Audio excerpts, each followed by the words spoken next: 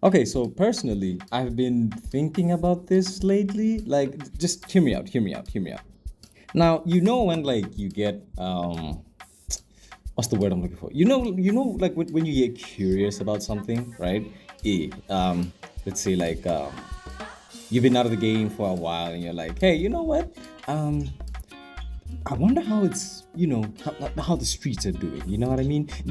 You wonder how like okay, maybe I can like get back in, try and find someone for better or for worse, right? You actually want a relationship, or maybe you want to sneak in. Like it's fine, it's your life, do whatever. But right, a common thing I've been seeing with a lot of people that I know, strangers, and even myself is this thing of like you get again curious, or something piques your curiosity. Maybe you see a pen thing just passing, or you see someone cute out there and you're like, damn, I wonder if I should like go there, right?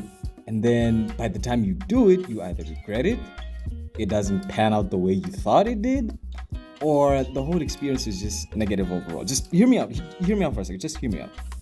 What I've tend to notice happening is, as curious as you are to like, pursue whatever it is that has piqued your interest, some of us tend to go it with like we tend to go into it with a negative connotation, so to speak, right? Let's say for example, you've been out of the game for a while, you've been seeing how the streets are doing from the outside looking in, your friends, maybe some of your family, strangers in real life and online, right? You see how the whole thing is panning out and you're like, damn, okay, maybe, just maybe, right? If I can just get the balls to just go up and like say hi, start up a conversation and get the number, right? Maybe if I can just do that, it'll pass my overall nervousness and all the fucking trauma that I've built up from relationships, and all the negative connotations I've been having about the opposite gender and stuff like that, right? But then at the end of the day, like when you actually finally do it, it still doesn't feel as rewarding, so to speak, right? What I've noticed about it is sometimes it's just better to actually not do it. Just hear me out, hear me out. Now, I say sometimes it's better not to do it for like one particular reason, right? Um, for the most part, or in some common instances, the peak of interest has been peaked due to a particular circumstance we've been in, right? Literally, a typical example, you're in the club, you're dancing, you're vibing, you see a pen team pass by, and you're like, damn, she cute, might as well just go up to her, right? You have your guababa, you have your fucking, again, the traumas you've had from previous reloads.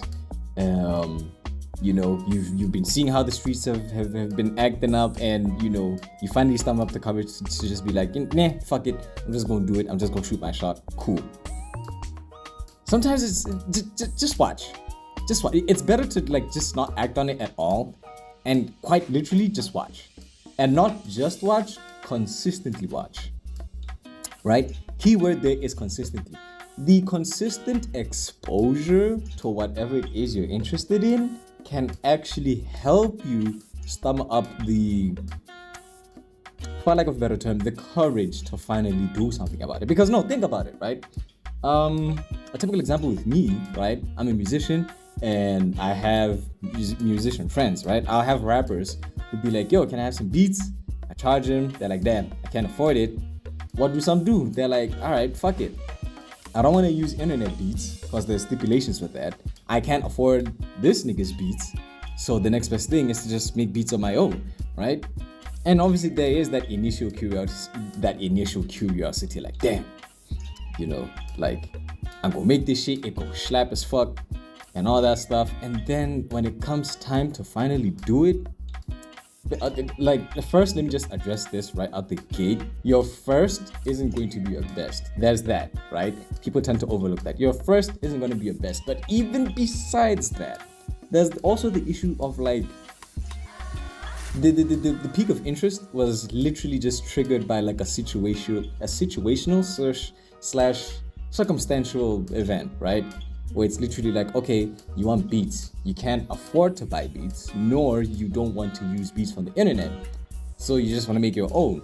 The problem is you're jumping into it like getting you've missed the two steps of the triple jump and you just went for the actual jump. You know what I mean? Like, it's better to just sit down, stop and look consistently, right? Stop and look consistently, see what's up, and over time, one of two things is gonna happen. Either you're gonna notice that it's really not that worth it, because in the back of your brain is calculating the effort to reward ratio of the thing you want to do.